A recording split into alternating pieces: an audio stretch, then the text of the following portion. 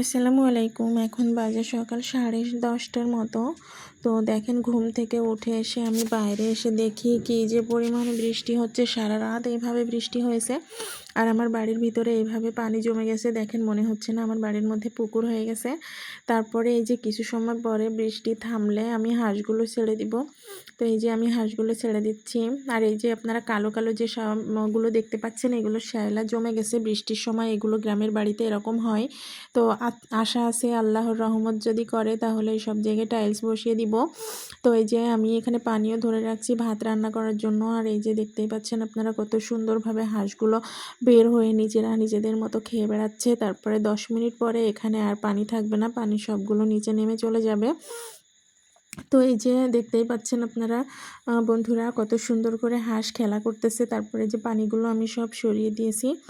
এখানে হাঁসগুলো অনেক মজা করতেছে পানির ভিতরে। এইগুলো হলো ডিম পাড়া হাঁস। ওই যে 3টা রাজা হাঁস দেখতে পাচ্ছেন। আর ওই পাশে যে ছোট হাঁসগুলো দেখলেন, ওই হাঁসগুলো আমার এখনও ছোট। এই যে এই হাঁসগুলো এখনও ছোট।